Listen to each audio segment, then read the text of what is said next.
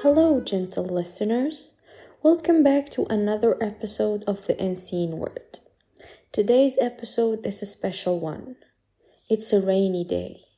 And as I watched the droplets trace patterns on my window, I couldn't help but think about the storms we carry within us. The rain reminded me of the tears we've shed, the pain we've endured, and the scars we've hidden. We all have them, those wounds from the past that shape who we are today. But what happens when we don't heal from them? How do these unresolved traumas influence our lives, our relationships, and our roles as parents, partners, and friends? Are we destined to pass on this pain like a cursed heirloom to the next generation, or can we break free and create a new legacy? Today, we are diving deep into how life's traumas mold us and, more importantly, how we can prevent them from defining our future. Now, let's make it a little clearer by taking this story of a little girl named Lily. Lily, growing up in a house where love is a scarce commodity. Her parents, consumed by their own struggles, offer her little more than neglect. They are not cruel by intent, they are just emotionally absent, locked in their own pain. As Lily grows, she learns to suppress her needs, to hide her emotions, to shrink herself to fit into a world that feels too big and too cold. Fast forward, Lily is now an adult, stepping into the role of a parent. She promises herself she'll be different, that she won't repeat the mistakes of her parents. But the scars run deep. Without even realizing it, she begins to mirror the very behavior she despised. She's distant, emotionally unavailable, caught in a cycle that seems impossible to break. Her children, in turn, grow up feeling the same coldness she once did, and so the cycle continues. But here's the real question.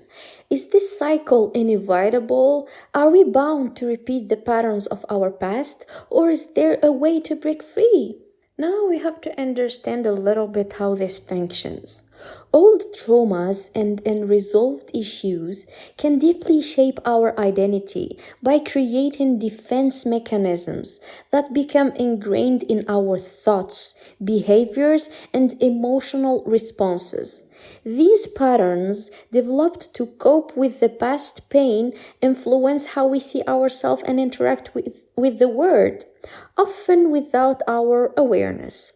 Over time, they become part of our personality, guiding our actions and reactions based on past wounds rather than present realities.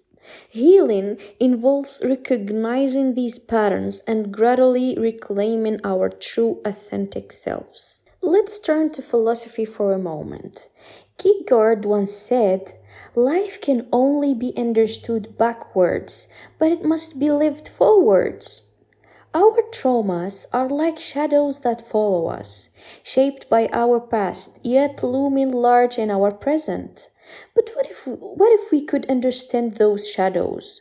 What if by looking back and acknowledging our wounds, we could change the course of our lives moving forward? Trauma is often an unconscious force.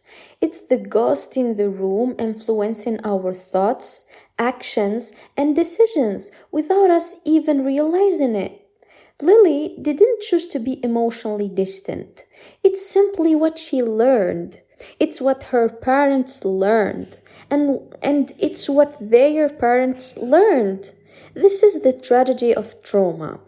It's passed down, not through genetics, but through behaviors, attitudes, and emotional response. Now, take a little moment and think. Are we living our lives, or are we merely acting out scripts written by our ancestors? And if it's the latter, how do we rewrite those scripts? Before we can rewrite our stories, we must first confront the characters who shaped them. This is where forgiveness comes in, not as an act of absolution for others, but as a means of liberation for ourselves. Why is forgiveness so crucial? Great question. Because it's the key that unlocks the chains binding us to our past. It's the first step in healing, the act that allows us to let go of the pain that has been festering within us. When Lily forgives her parents, she's not excusing their neglect. She's recognizing that they too were products of their environment shaped by their own unhealed traumas. Ask yourself, what grudges are you holding on to? Who do you need to forgive? Not for their sake, but for your own. What would your life look like if you released that burden? Forgiveness doesn't mean forgetting or condoning the wrongs done to us. It means choosing not to let those wrongs define our future. It's about reclaiming our power, taking control of our narrative, and saying, this has to end with me. Now, breaking the cycle.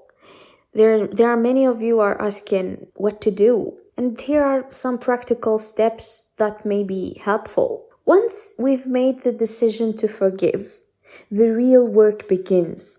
Healing is a journey, not a destination. It's a process that requires awareness, effort, and most of all, patience. Let's get real. Therapy and self-reflection. It's not just about talking it out. It's about digging deep, understanding the roots of your behavior, and actively working to change them. This is where therapy can be a game changer. It offers tools and perspectives that can help you break free from patterns that have held you captive. Mindfulness and presence. Trauma often disconnects us from the present, trapping us in a loop of past pain. Mindfulness practices like meditation can help ground you in the here and now, allowing you to respond to life's challenges with clarity rather than react out of old wounds. Healthy boundaries. One of the hardest things for someone who's been neglected or mistreated is learning to set boundaries. But boundaries are crucial for protecting your mental and emotional health. They prevent you from falling into old patterns and help you establish healthier, more balanced relationships. Open communication. Be honest with those around you about your past and your efforts to heal.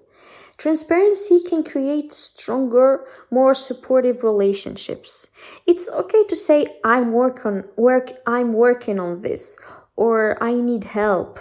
Vulnerability, it's not a weakness, it's a strength. Ask yourself, what steps are you willing to take to heal? How can you start implementing these changes today? Traumas and issues, real life examples are endless. But let's take another look at David's story. David grew up in a home where anger was a constant presence. His father, weighed down by his own unresolved traumas, often lashed out at David for the smallest infractions. As an adult, David carried the anger with him, especially into his relations in general. Arguments would escalate quickly, and he'd often react with an intensity that scared even him. But when David finally sought therapy, he began to see the roots of his anger. It wasn't just about the here and now, it was about the pain he'd carried since childhood. Understanding this allowed him to forgive his father, not as an excuse for his behavior, what's wrong is always wrong, but as an acknowledgement that his father too was a victim of his own past. This forgiveness was the turning point. It opened the door to healing, and over time, David learned to express his emotion in healthier ways. Here's a takeaway. When David broke the cycle, he didn't just change his life, he changed the lives of his future children. He ensured that the legacy he passed on was one of the understanding and compassion, not anger and pain. Now, I'm asking you too much to ask yourself, but it's okay. What legacy do you want to leave behind? What changes can you make today to ensure that your story doesn't become a repetition of past hurts? In creating a new legacy, philosophy has always its insights. Jean-Paul Sartre once said, "Man is condemned to be free. This freedom comes with the responsibility to shape our lives, to decide what legacy we leave behind. We have the power to break free from the chains of our past. But with that power comes a choice. Do we continue to live as victims of our traumas, or do we rise above them?" I'm 100% okay that trauma may have shaped who you are, but it doesn't have to define who you become. By choosing to heal, you're not just changing your own life, you are altering the course of future generations. You are creating a legacy of resilience, love, and growth. So now, let me ask you, who do you want to be? What story do you want to tell? And more importantly, what legacy do you want to leave behind? The most important thing that before engaging in any relationship or bringing new life into the world, it's vital to confront and heal our old traumas. As Carl Jung once said, until you make the unconscious conscious, it will direct your life and you will call it fate. If we ignore our wounds, they unconsciously guide our behaviors, shaping not only our lives but the lives of those around us, often with painful consequences. Healing is crucial before we attempt to build relationships, because without it, we risk repeating harmful cycles. You can't expect a partner or a child to fix you, nor should you use them as a means to escape your pain. Unresolved trauma can distort our behavior, making us react out of fear, insecurity, or anger. And that damages not only ourselves but everyone involved.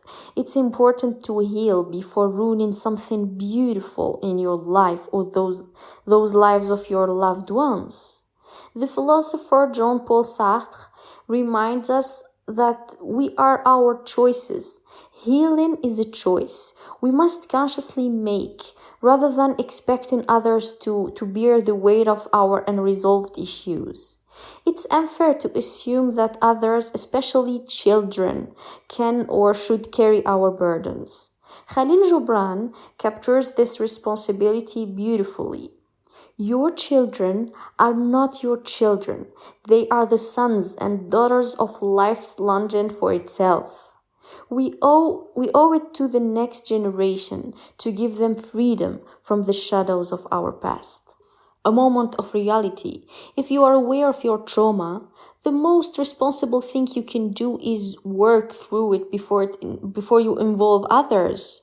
And no offense, if you are not ready, it's better to channel your care into something else, like raising a pet, rather than bringing a child into a situation where they might become a victim of your unresolved pain. Heal yourself first, so you can offer others love and support from a place of wellness, not hurt. Now, I'm gonna give you a few tips you can use for letting go of trauma before engaging in relationships. Number 1, awareness and reflection. Start by understanding your past. Reflect on how your experiences have shaped your behavior and attitudes. Awareness is the foundation of change. Number 2, forgiveness. Forgive those who hurt you and forgive yourself first. Let go of the anger and resentment that keep you tied to the past. Number 3, seek professional help. Therapy can be a powerful tool in your healing journey. It provides the guidance and support you need to break free from old patterns. Last but not least, communicate openly. Be honest, be yourself about your journey with those you care about, with your partner. Open communications fosters understanding and strengthens your connections. As I'm sitting today watching the rain, I realized something profound. Just as the rain eventually stops, so too can the cycle of trauma. But it doesn't happen on its own. It requires a conscious decision to heal, to forgive, and to create a new path forward. Life's traumas are real, and believe me, they can be overwhelming, but they do not have to define your future. You can have the power to break the cycle, to heal your wounds, and to create a legacy of love and resilience.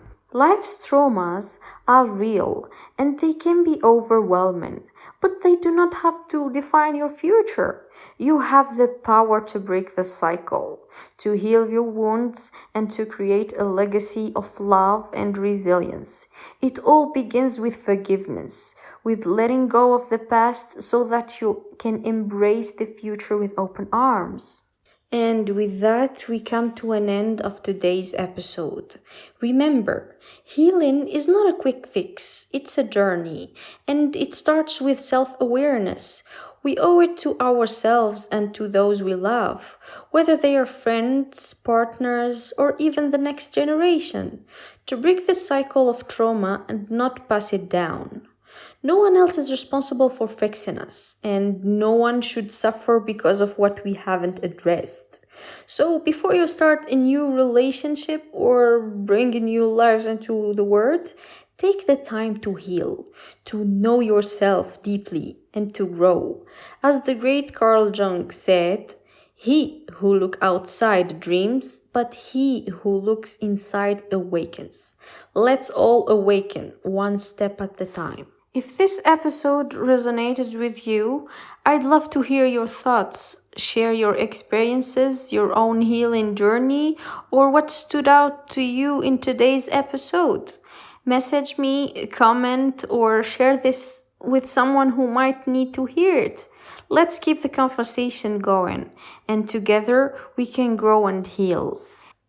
So, I'll leave you with this question. What steps will you take today to ensure that the legacy you pass on is one of healing and hope? Thanks for turning into the unseen word. Until next time, stay mindful, stay kind, and keep evolving.